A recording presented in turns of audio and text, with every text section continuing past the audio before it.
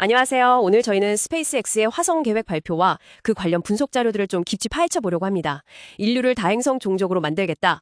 정말 뭐랄까 공상 과학 같은 비전인데 이게 현실이 되려면 어떤 기술적 산들을 넘어야 할지 한번 같이 보시죠. 네, 보내주신 자료들을 보니까요. 이게 단순히 화성에 깃발 꽂는 그런 수준이 아니더라고요. 화성에 아예 자립 가능한 문명을 만들어서 지구에 혹시 무슨 일이 생기더라도 인류 문명의 명맥을 잇겠다. 이런 거대한 구상이죠. 일종의 백업 계획 같은 거네요. 그렇죠. 문명 백업 계획인데 근데 제시된 2026년 첫 발사, 2027년 도착, 이 시간표는 정말이지 좀 숨가쁩니다. 숨가쁘다는 말이 딱 맞네요. 그럼 이 계획의 진짜 핵심이라고 할 수 있는 거 역시 스타쉽 우주선이죠. 자료 보니까 텍사스에서 설계, 제작, 발사까지 다 하고 연간 1000대 생산 목표. 이야. 네, 스타쉽이 핵심인데 더 중요한 건 신속하고 완벽하게 여러 번 재사용하는 기술입니다. 재사용 기술이요? 네, 특히 슈퍼 헤비 부스터를 발사되어 있는 거대한 팔, 찹스틱이라고 부르죠. 그걸로 잡아서 회수하고 그리고 스타쉽 우주선 본체까지 온전히 재사용하는 게 목표예요. 와, 정말 대단한데요. 근데 여기서 가장 큰 기술적 허들 중 하나가 바로 대기권 재진입 시에 발생하는 엄청난 열입니다. 수천 도까지 올라가거든요. 이걸 반복해서 견뎌야 하는 재사용 가능한 방열판 기술. 이게 아직은 가장 큰 난관 중 하나라고 볼 수 있습니다. 듣기만 해도 아찔한데요. 그 열을 견딘다니. 근데 스타쉽 하나만으로는 화성까지 갈 연료가 턱없이 부족할 거 아니에요.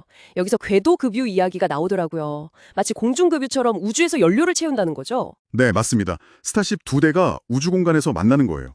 만나서 연료랑 산화제, 주로 액체산소인가요? 이걸 주고받는 거죠. 우주에서요? 네, 하늘에서 비행기들이 급유하는 거랑 비슷해 보이지만 이게 무중력 상태라는 게 문제입니다.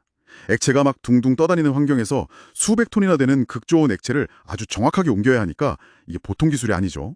정말 어렵겠네요. 네, 고도의 기술적 과제인데 자료에서는 2026년에 이 기술 시연을 목표로 한다고 나와 있더라고요. 그렇군요. 그럼 그 문제를 푸는 또 다른 열쇠가 엔진 기술 발전에도 좀 있지 않을까 싶은데요. 랩터 3 엔진은 방열판 없이도 고열을 견디게 설계해서 무게 줄이고 안정성 높였다 이런 내용이 있던데요. 아, 네, 아주 중요한 지점입니다. 엔진 자체가 더 뜨거운 온도를 견딜 수 있게 되면 복잡한 냉각이나 방열 시스템을 줄일 수 있거든요. 그럼 그만큼 로켓이 가벼워지고 구조도 단순해지니까 재사용하기가 더 좋아지죠. 신뢰성도 당연히 올라가고요. 효율이 훨씬 좋아지겠네요. 그렇죠. 이런 개선된 기술들이 집약된 게 이제 스타쉽 V3인데 이게 올해 말 첫 발사를 목표로 하고 있습니다. 크기도 더 커질 예정이라고 하고요. 자, 그럼 이런 기술적 허들을 다 넘는다고 가정하고요. 실제 화성행 계획은 어떤가요? 그 26개월마다 오는 화성 이동창, 이걸 이용한다고 하던데요. 이게 정확히 뭔가요? 아, 그건 지구랑 화성이 공전하다가 서로 가장 가까워지는 시기를 말합니다. 이때가 가장 적은 에너지로 화성까지 여행할 수 있는 최적의 타이밍이거든요. 아하, 가장 효율적인 길이 열리는 때군요. 네, 맞습니다. 그 첫 번째 창구가 2026년 말쯤 오는데 이때 첫 무인 스타쉽을 보내서 2027년에 도착시키겠다는 거죠. 로봇이요? 사람이 가기 전에 로봇이 먼저 가서 길을 닦는다 뭐 이런 건가요? 정확합니다. 옵티머스가 먼저 가서 탐사도 하고 나중에 사람이 올 때를 대비해서 기반 시설 설치 준비 같은 걸 돕는다는 구상이죠. 와, 정말 체계적이네요. 그럼 그 후에는 어떻게 되나요? 자료 보니까 발사 때마다 스타쉽 수를 막 기하급수적으로 늘린다고 하던데요. 네, 처음에는 5대, 다음 창구에는 20대, 그 다음엔 100대, 500대 이런 식으로 계속 늘려서요. 최종적으로는 화성에 100만 톤 이상의 물자를 보내서 자립 문명을 건설하겠다. 이게 목표입니다. 100만 톤이요? 와, 상상이 안 가는데요. 그게 어느 정도 규모죠?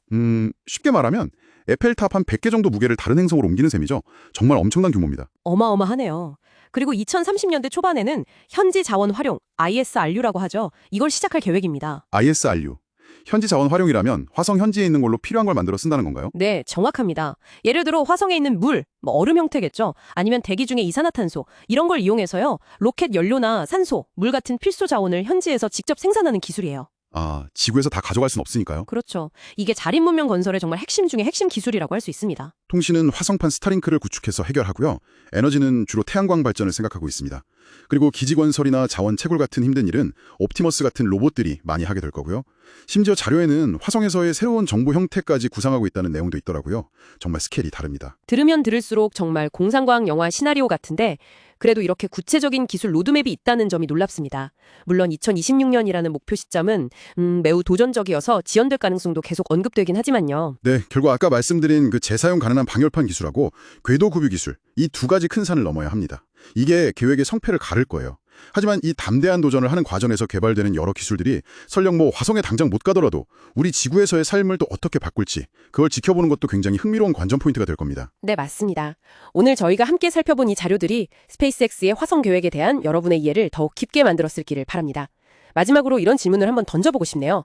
만약 당신에게 화성의 새로운 문명을 처음부터 설계할 기회가 주어진다면 지구와는 다른 어떤 새로운 사회 규칙이나 가치를 가장 중요하게 심어보고 싶으신가요?